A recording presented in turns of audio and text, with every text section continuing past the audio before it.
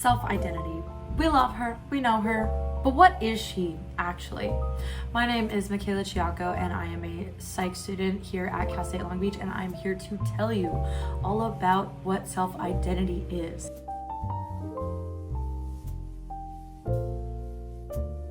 So what is self-identity? Many people attribute it to like personality traits or characteristics that one person may have, but in actuality, it's a little bit more complicated than that. And to understand what self-identity is, we must first understand what the self-concept is. Reading a little passage from our textbook, the self-concept is a knowledge representation that contains knowledge about us, including our beliefs about our personality traits, physical characteristics, abilities, values, goals, and roles, as well as the knowledge that we exist as individuals. So self-concept is broken into three parts: self-image, ideal self, and self-esteem. So going into the first one, self-image is any kind of, characteristics that we view ourselves as. So a lot of people may think of like physical characteristics or personality traits. It's very surface level. It's what we think of when I think of this is myself, right? So an example of that is like my hair color. My hair color is brown. The next one, your ideal self, it's what we wish we could be. So an example of that is like when you're in high school, you really just want to graduate and you want to be a college student. That is an ideal version of yourself, is to no longer be in high school, but to be in college. Self-esteem is how much love that we give to ourselves, but also our values. So an example of values is, for me, my mother really instilled kindness and being kind to everyone. And that value is really high on any kind of list that I'm looking for. Like whenever I think of myself as a very kind person. So how does self-concept evolve? We're never stagnant creatures. So many things happen to us on a daily basis. So what really leads to us changing our personalities, our character traits, stuff like that we identify with ourselves? Well, one theory is the self-identity theory, and to read a little passage from our textbook again, the self-identity theory states that we draw parts of our sense of identity and self-esteem from the social groups that we belong, which may suck to hear because I know a lot of people are like, well, no, like I'm an individual, like I would never conform to a group. And as we've learned from our conformity unit, I'm sorry, buddy, that's not the case. Hi, this is Mick. I forgot the clip, but there are three parts of the social identity theory, which is categorization, identification, and social comparison. That's my bad. Now go back to your regularly scheduled program. Starting with categorization, so that is understanding and forming a group, which can look in many ways, whether that's like joining a new friend group, or maybe you got a new job position, anything that would lead you to joining a group. That is categorization. So an example that I think a lot of us run into is going to college. You're no longer a high school student, you're a college student, and you're actually a college student at a specific university in a specific major. It gets as specific or as broad as you want to think about it, but regardless, you've joined a group, and that is going to influence your self-concept. Identification is behaving like the group that you are now a part of. So you're really trying to identify with said group.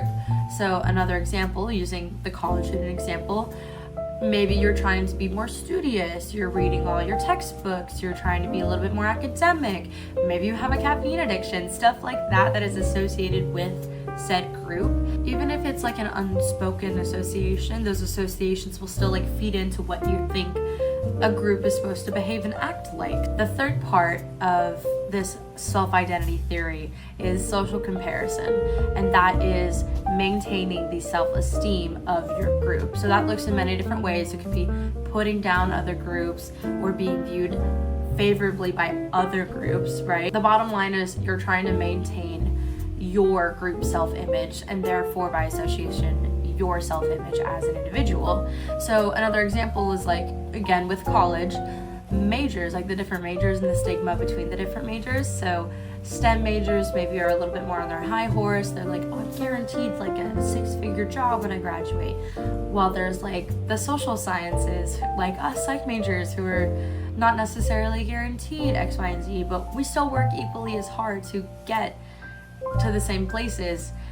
Once you join a group, your top priority is to maintain the status of that group. And we see that play day to day in everything that we do. But I really want to talk about one specific example from media, which is The Heathers, one of the most iconic movies to date. And for people who don't know what The Heathers are, we're gonna change that. You're gonna watch this after. That's your little homework. But yeah, we're gonna talk about The Heathers. We start with our main character, Veronica Sawyer. She's really seen as this nerd, like lower than everyone else. She's really at the social bottom with her friend Martha, and you know what? Like, they're okay with it. Their self-concept is built on, you know, their self-esteem. Like, they still think very highly of themselves. They try to just live life to the fullest, and Veronica, unlike her ideal self, just wants to move away, wants to go to college, wants to leave this small town to go to a big city.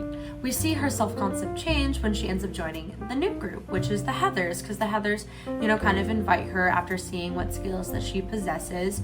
So joining the Heathers, she gets like a little makeover, and all of a sudden she's seen really highly by the rest of her high school, when before nobody would even look at her. In fact, they would bully her. So this new self-concept of hers is like, I hang out with people that are higher than me, then my self-esteem is being fulfilled more, and I'm getting all the things that I want, even though it may not reflect her self-concept. So it's not the end of the world, though. You can still change your self-concept for the better. You can still become that ideal self, the person that you want to be. And it can be reflected by maybe changing the group that you associate yourself with. So we see this in Veronica. You know, she starts off like, maybe her self-concept is up here.